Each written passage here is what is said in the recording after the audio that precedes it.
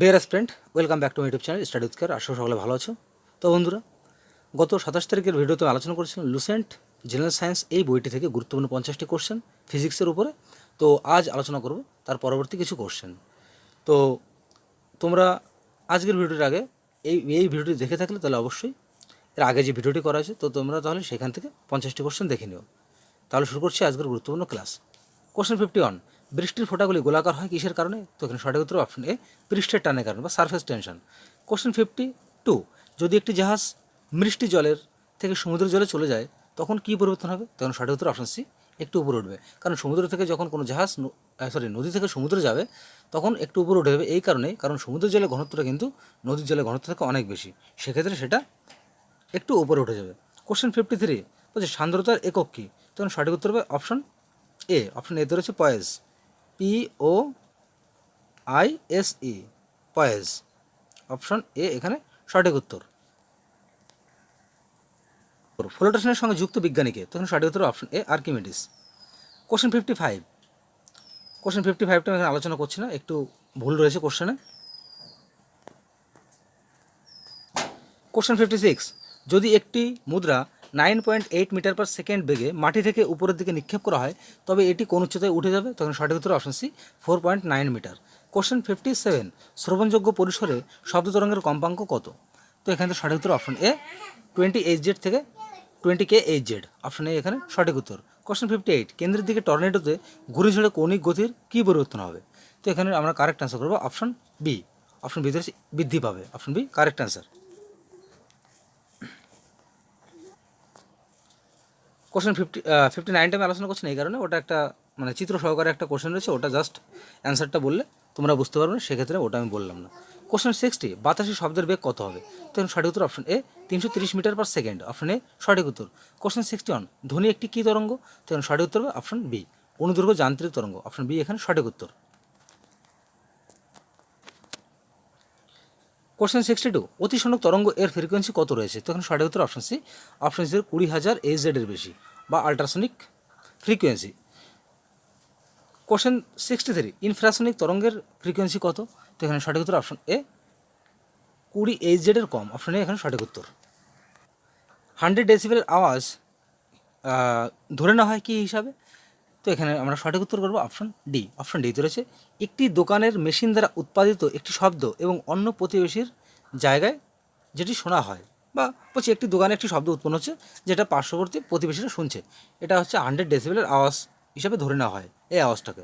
Question 65, একটি উত্তল লেন্সের ফোকাল দৈর্ঘ্য কত? তো এখানে সঠিক উত্তর অপশন বি। অপশন বি রয়েছে লাল আলোর চেয়ে নীল আলোর জন্য ছোট। অপশন বি এখানে সঠিক উত্তর।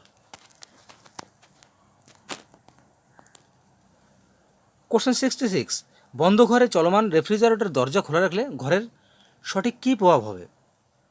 বলছে একটি ঘরে ফ্রিজ চলছে, সেই ফ্রিজটাকে যদি হট করে খুলে দেওয়া হয় তখন ঘরের কী পরিবর্তন হবে? তখন সঠিক উত্তর অপশন বি, এটা ঘর গরম করবে, তখন ঘরটা কী হবে? গরম হয়ে যাবে।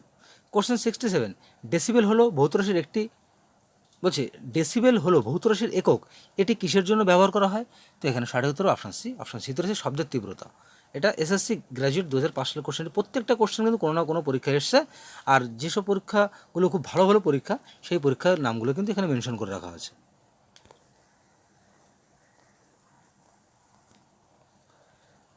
কোশ্চেন 68, আলফা কণা দুটি ধনাত্মক চার্জ বহন করে, এর ভর কত?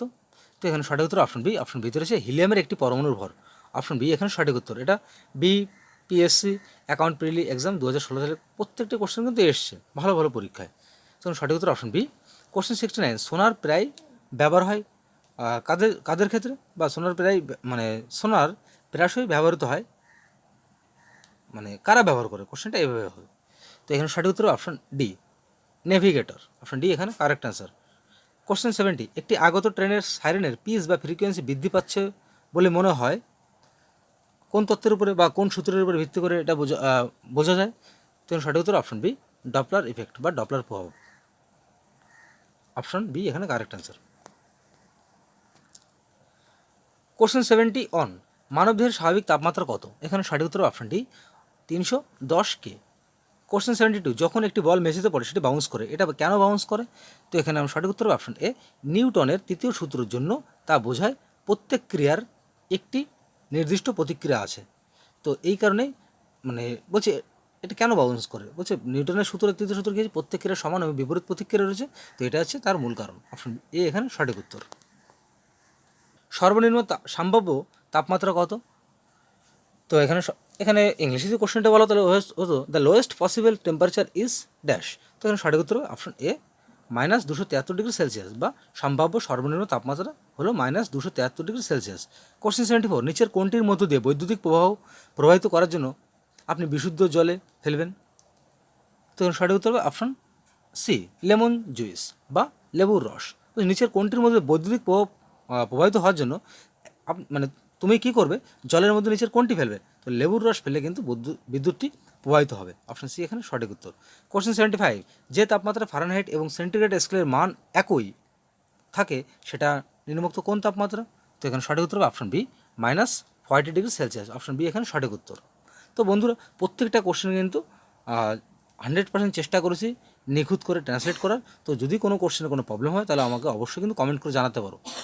তো আমি কখনোই বলবো না যে ভুল থাকতে পারে না, ভুল থাকতেই পারে। যদি কখনো কোনো কোশ্চেন ভুল মনে হয়, কোনো ট্রান্সলেট যদি অসুবিধা হয় বুঝতে, তাহলে আমাকে কিন্তু জানাতে পারো কমেন্ট করে, আমি সেটা রিকারেকশন করে আমি আবার তোমাদের পাঠানোর চেষ্টা করব।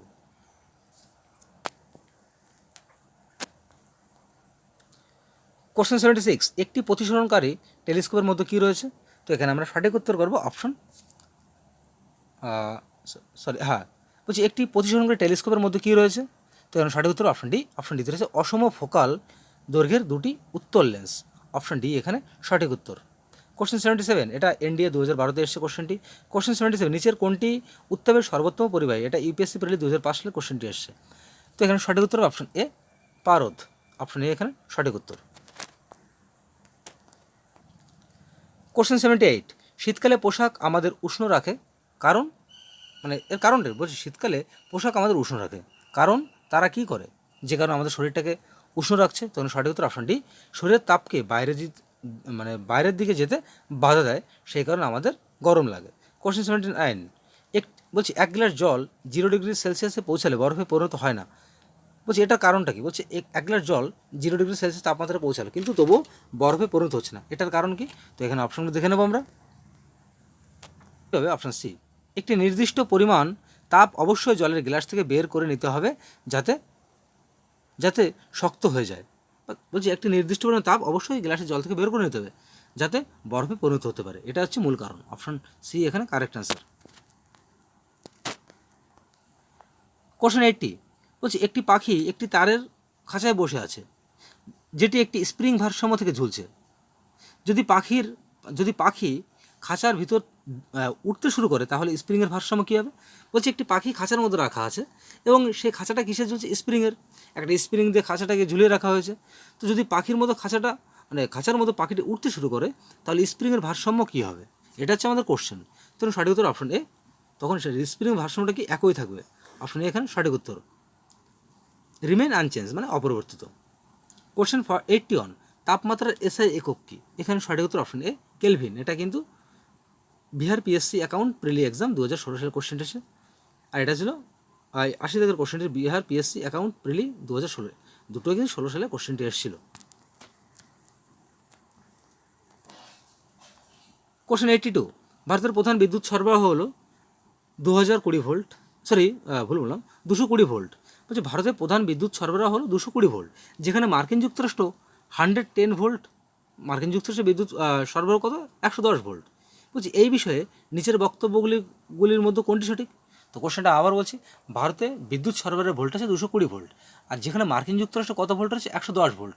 এর কারণটা কি? তো এখানে সঠিক উত্তর অপশন এ। অপশন এতে রয়েছে 110 ভোল্ট নিরাপদ কিন্তু রক্ষণাবেক্ষণের জন্য আরও ব্যয়বহুল। বলছি 110 ভোল্টের কারেন্ট অনেক নিরাপদ কিন্তু এটা ব্যয়বহুল করার জন্য অনেক অর্থের মানে মানে এটা বহন করার জন্য অনেক অর্থের প্রয়োজন, এটাই হচ্ছে মূল কারণ। সেক্ষেত্রে ভারতের থেকে আমেরিকায় কিন্তু কী করা হয়? 110 ভোল্টের কারেন্টটা ইউজ করা হয়। অপশন এ এখানে সঠিক উত্তর। এটা এনডিএ 2012 সালে কোশ্চেনটি এসেছিল, ন্যাশনাল ডিফেন্স একাডেমি। কোশ্চেন 83, একটি হ্রদে ভাসমান একটি ইস্পাতের নৌকার ওজন নৌকা দ্বারা বাস্তুচ্যুত জলটা কী হবে? বলছি একটি হ্রদে ভাসমান একটি ইস্পাতের নৌকার ওজন নৌকা দ্বারা বাস্তুচ্যুত জলটা কী হবে? তো এখান থেকে আমরা কারেক্ট অ্যান্সার করবো অপশন সি। অপশন সিতে রয়েছে নৌকার অংশের ওজনের সমান যা হ্রদের জলস্তরের নিচে। বলছে নৌকার অংশের ওজনের সমান যা হ্রদের জলস্তরের নিচে। তো এখান থেকে ইংলিশে কোশ্চেনটি বললে এটাই অ্যান্সার হবে equal to the weight of the part of the board which is below the water level of the lake. নৌকার অংশের ওজনের সমান যা হ্রদের জলস্তরের নিচে। অপশন সি এখানে সঠিক উত্তর। কোশ্চেন 84, একটি অভিন্ন চৌম্বক ক্ষেত্রে স্থাপিত একটি আয়তক্ষেত্রাকার কয়েলের টর্ক বড় হয় যখন সেটি, অপশনগুলো দেখে নেব আমরা। তখন সঠিক উত্তর অপশন এ, বাঁকের সংখ্যা বড় হবে। তো অপশন এ এখানে সঠিক উত্তর। কোশ্চেন 85, দুটি ধাতব তার এ এবং বি একই উপাদানের এবং সমান দৈর্ঘ্যের। যদি বি এর ক্রস বিভাগীয় ক্ষেত্রফল এ এর দ্বিগুণ হয় তাহলে নিচের কোনটি বি এর বৈদ্যুতিক রোধ হবে? তো এই কোশ্চেনগুলো জাস্ট জিকেটা বলে দেওয়া হয়তো অনেক সময় বুঝতে পারবে না, তো আমি জাস্ট অ্যান্সারটা তোমাদের বলে দিচ্ছি। এখানে সঠিক উত্তর অপশন ডি। অপশন ডিতে রয়েছে এ এর হাফ, এটা হচ্ছে অ্যান্সার। কোশ্চেন 86, ফোকাল দৈর্ঘ্য 4 সেন্টিমিটার এবং 8 সেন্টিমিটার দুটি পাতলা উত্তল লেন্স বাতাসে 4 সেন্টিমিটার দূরত্ব দ্বারা পৃথক করা হয়। বলছে ফোকাল দৈর্ঘ্য 4 সেন্টিমিটার এবং 8 সেন্টিমিটার দুটি পাতলা উত্তল লেন্স বাতাসে 4 সেন্টিমিটার দূরত্বে যদি পৃথকভাবে রাখা হয় তাহলে কম্বিনেশনের ফোকাল লেন্থ কত হবে? তো এখানে আমি সঠিক উত্তর করবো option A, 4 centimetre. Option A এখানে কারেক্ট অ্যান্সার। তো এই কোশ্চেনগুলো এত বড় হওয়ার কারণ একটাই, কারণ প্রত্যেকটা পরীক্ষা কিন্তু ইউপিএসসির কোশ্চেন। তো তোমাদের একটা কথাই বলবো, অনেকে হয়তো ভাবতে পারো এই কোশ্চেনগুলো কি ডাব্লিউবি আর পিএসসি, তারপর ডাব্লিউবি কনস্টেবল, কেভি কনস্টেবল এগুলো আসবে না, কখনোই এইসব পরীক্ষার ক্ষেত্রে এই কোশ্চেনগুলো আসবে না। তবে এসএসসির যে এক্সামগুলো রয়েছে, স্টেট পিএসসি ক্লার্কশিপ মিসলেনিয়াস এবং কি ডাব্লিউবিসিএস, এই পরীক্ষায় কিন্তু এই কোশ্চেনগুলো আগে আসছে, কিন্তু এখন যে পরীক্ষার প্যাটার্নটা হচ্ছে দিন দিনে, এখন তো আগামীতে এইসব ধরনের কোশ্চেনে কিন্তু আসবে। তো অপশনে এখানে সঠিক উত্তর। একটি আইসোথার্মাল প্রক্রিয়ায় নিচের কোনটি স্থির থাকে? তো এখান থেকে আমরা সঠিক উত্তর করবো অপশন এ, তাপমাত্রা। একটি আইসোথার্মাল প্রক্রিয়ায় তাপমাত্রা স্থির থাকে। কোশ্চেন 88, একটি বলছে অ্যাডিব্যাটিক বা সমতাপী প্রক্রিয়ায় নিচের কোনটি স্থির থাকে? তো এখানে correct answer option B, heat বা তাপ। কোশ্চেন 89, একটি অ্যাডিব্যাটিক প্রক্রিয়ার জন্য আদর্শ গ্যাস সমীকরণকে নিচের কী হিসেবে প্রকাশ করা হয়? এটা একটা সূত্র। এখানে সঠিক উত্তর অপশন এ, PVY = কনস্ট্যান্ট বা ধ্রুবক। অপশন এ এখানে সঠিক উত্তর। কোশ্চেন 90, একটি আইসোথার্মাল প্রক্রিয়ার জন্য আদর্শ গ্যাস সমীকরণের একককে কীভাবে প্রকাশ করা হবে? তো এখানে সঠিক উত্তর option A, option PV = RT। Option A এখানে সঠিক উত্তর। কোশ্চেন 91, একটি ভাইব্রেটিং স্ট্রিংয়ের আচরণ অধ্যয়ন করার জন্য ব্যবহৃত যন্ত্রের নাম কি? তো এখানে সঠিক উত্তর হবে option B, sonometer. Option B সঠিক উত্তর। কোশ্চেন 92, নিচের কোন বিবৃতিটি সঠিক? এখানে 4টি বিবৃতি দেওয়া আছে, তো বলছি এখানে কোনটি সঠিক বিবৃতি। তো প্রত্যেকটা বিবৃতি আমি পড়ছি না, যেহেতু ভিডিওর লেন্থ অনেক বড় হয়ে যাবে, সেক্ষেত্রে তোমরা বাকি অপশনগুলো অবশ্যই পড়ে নিও। তো সঠিক উত্তর অপশন ডি, প্রোটন এবং নিউট্রন উভয় একটি পরমাণুর নিউক্লিয়াসের ভিতর থাকতে পারে। এটি হচ্ছে সঠিক বিবৃতি, আর বাকি যে বিবৃতিগুলো আছে সেটা হচ্ছে ভুল। বাকি বিবৃতিগুলো তো নিজেরা পড়ে নিও। কোশ্চেন 93, গ্যাসগুলির দুটি নির্দিষ্ট তাপ ক্ষমতা রয়েছে। বলছে গ্যাসগুলির দুটি নির্দিষ্ট তাপ ক্ষমতা রয়েছে। যদি ইংলিশে কোশ্চেনটুকু বলা হয় gases have to specific hit capacities, এখানে অপশন দেওয়া আছে, তখন সঠিক উত্তর হবে অপশন এ, একটি ধ্রুবক আয়তনে এবং আরেকটি ধ্রুব চাপে। বলছি গ্যাসের যে দুটি নির্দিষ্ট তাপ আছে সেটা কি? একটি ধ্রুব আয়তনে এবং একটি ধ্রুব চাপে।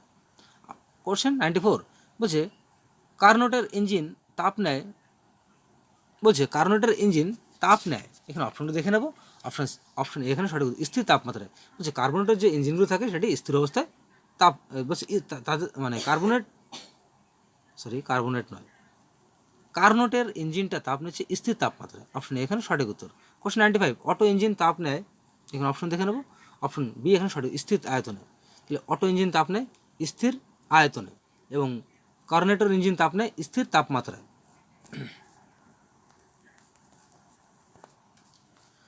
কোশ্চেন 96, এনট্রপি হলো কিসের পরিমাণ? এখানে সঠিক উত্তর হবে option A, disorder parameter. Option A এখানে সঠিক উত্তর। কোশ্চেন 97, আলো হলো একটি কি তরঙ্গ? যদি ইংলিশে বলো the light is a dash, তখন সঠিক উত্তর হবে অপশন এ, অনুপ্রস্থ তরঙ্গ।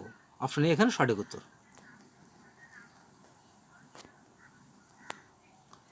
কোশ্চেন 98, গামা রশ্মির সাথে এক্স রে এর বেগের অনুপাত কী হবে?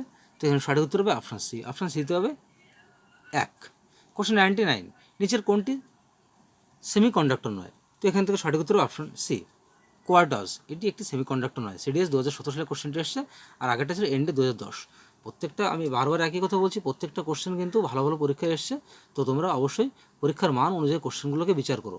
তবে একটা কথাই বলবো, এই ধরনের কোশ্চেন হয়তো অনেকের কঠিন লাগতে পারে, হয়তো অনেকে মনে করতে পারে যে এই কোশ্চেনগুলো সচরাচর দেখা যায় না। তো একটা কথাই বলবো, সামনে পিএসসির যে ধরনের কোশ্চেন নিয়ে আসছে এবং ডাব্লিউবিসিএস যে সিস্টেম সিলেবাস চেঞ্জ হচ্ছে, সেক্ষেত্রে এই ধরনের কোশ্চেনে কিন্তু আমাদের পড়তে হবে।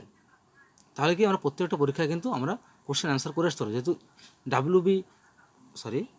ডাব্লিউবিসিএস এক্সামটা কিন্তু ইউপিএসসির আদলে কিন্তু নেওয়া হবে, সেই কারণে এই এনডিএ সিডিএসের এক্সামগুলো যে কোশ্চেনগুলো এসছে, এই এই কোশ্চেনের মতোই কিন্তু কোশ্চেনগুলো তোমাদের করা হবে। কোশ্চেন 100 বলছে আলোর মাঝারি বেগে তাপমাত্রার বাড়ানোর উপর, বলছে আলোর মাঝারি বেগে তাপমাত্রা বাড়ানোর উপর ড্যাশ। তখন বলছে ইংলিশে যে কোশ্চেনটি বলা হয়, on raising the temperature of the medium velocity of light.